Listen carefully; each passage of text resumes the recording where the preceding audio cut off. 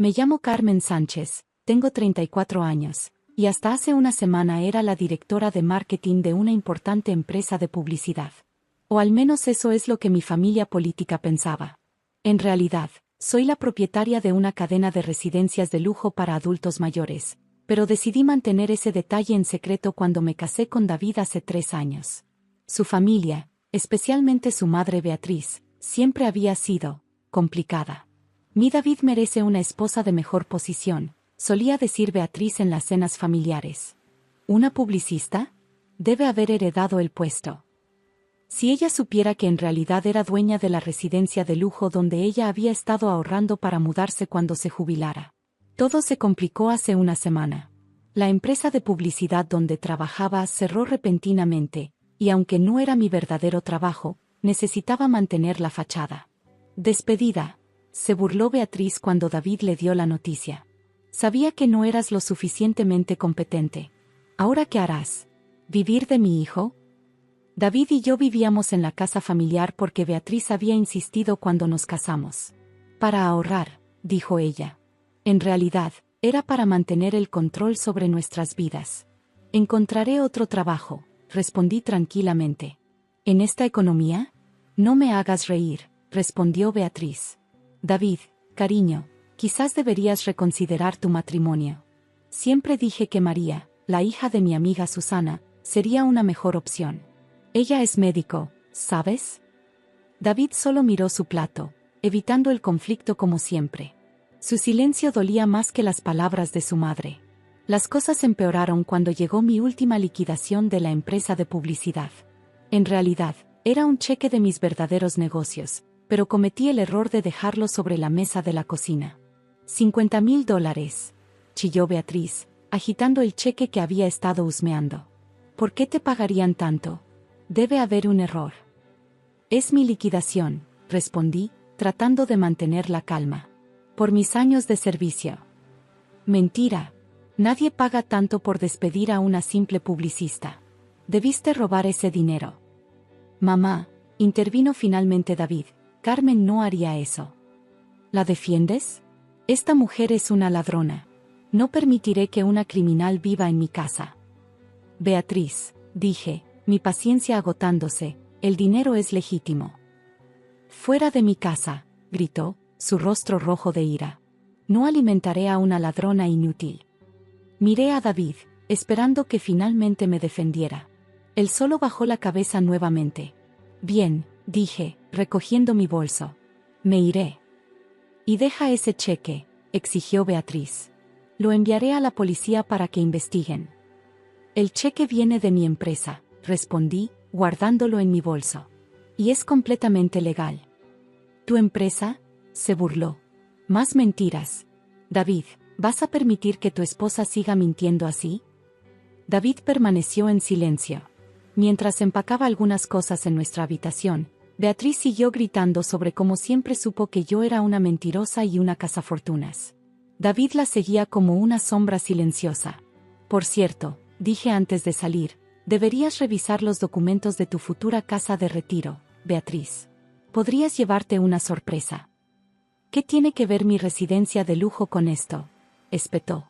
Ya lo verás, respondí, cerrando la puerta tras de mí.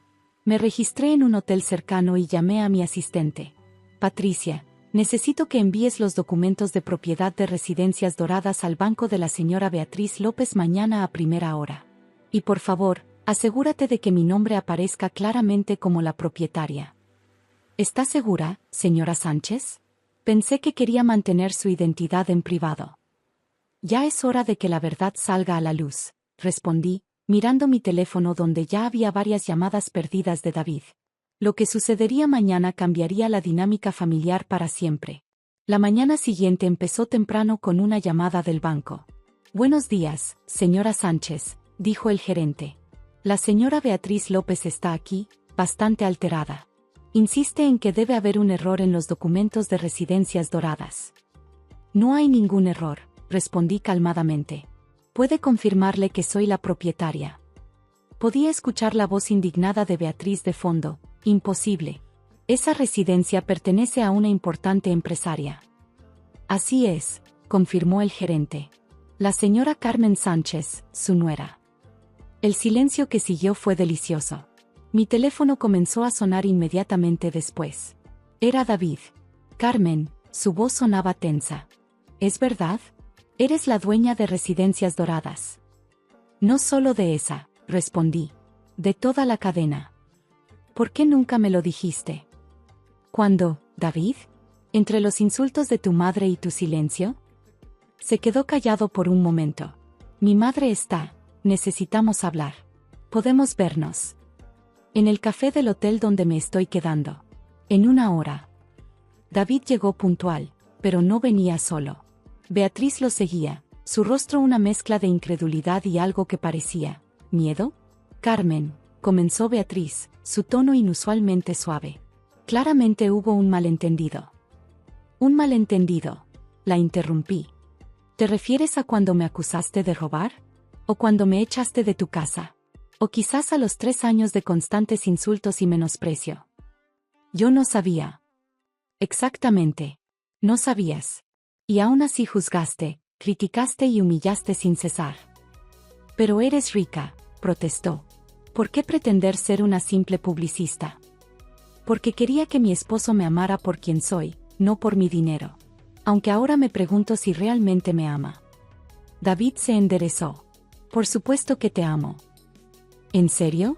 Porque anoche, cuando tu madre me echó de casa acusándome de ladrona, no dijiste una palabra para defenderme. ¿Yo? Es complicado. No, David, no lo es. Es bastante simple en realidad. Elegiste el silencio sobre defender a tu esposa. Como siempre. Beatriz interrumpió, sobre la residencia, mi depósito. ¿Estás seguro? Respondí. A diferencia de ti, yo no uso el dinero para manipular a las personas. Carmen, David intentó tomar mi mano, pero la retiré. Podemos arreglar esto. Ahora que sabemos la verdad. La verdad, reí sin humor. La verdad es que he estado viviendo una mentira, sí, pero no la que creen. Mi mentira fue pretender que estaba bien ser tratada como una ciudadana de segunda clase en mi propio matrimonio. Eso no es justo, protestó David. ¿No lo es? Dime, David, ¿cuántas veces has visto a tu madre menospreciarme y te has quedado callado? ¿Cuántas veces has elegido su aprobación sobre mi dignidad? El silencio que siguió fue ensordecedor. Tengo una propuesta para ambos, dije finalmente, sacando unos documentos de mi bolso. Coloqué los documentos sobre la mesa del café. Beatriz los miró con aprensión, mientras David parecía perdido en sus pensamientos. Estos son 2 documentos diferentes, expliqué. El primero es un acuerdo de separación temporal. El segundo es el contrato de residencia de Beatriz, con términos muy favorables. No entiendo, dijo David. Separación. Necesito tiempo, David.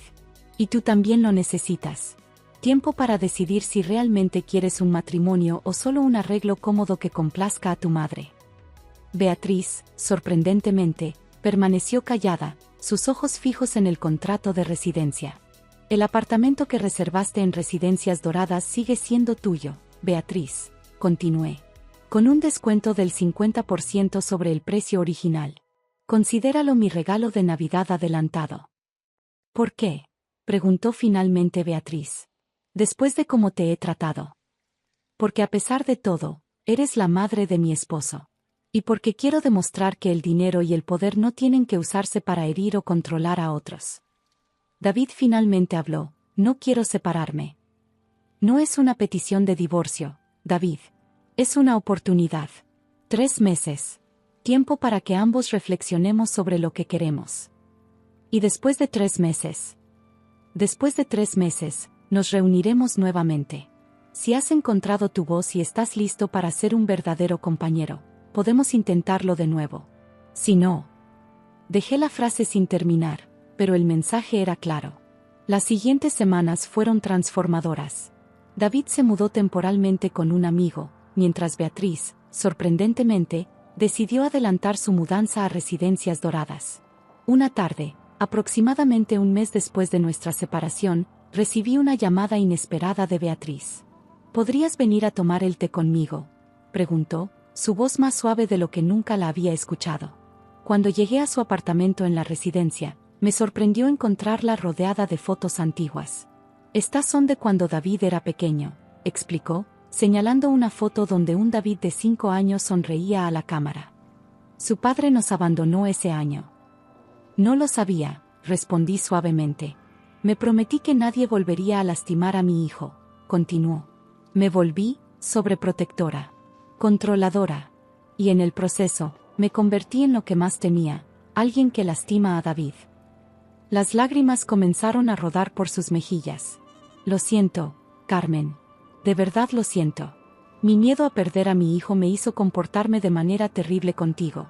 Y ahora, por mi culpa, él podría perder a una esposa maravillosa. Me senté junto a ella, sorprendida por su vulnerabilidad. No es demasiado tarde, dije. Para ninguno de nosotros. Las siguientes semanas trajeron más cambios. David comenzó terapia, trabajando en su codependencia y aprendiendo a establecer límites saludables. Beatriz se unió a un grupo de apoyo en la residencia para padres aprendiendo a soltar a sus hijos adultos. Yo también aproveché el tiempo para reflexionar sobre mis propias acciones. ¿Había sido justo mantener en secreto mi verdadera identidad durante tanto tiempo? Cuando los 3 meses estaban por cumplirse, David me pidió reunirnos en nuestro restaurante favorito.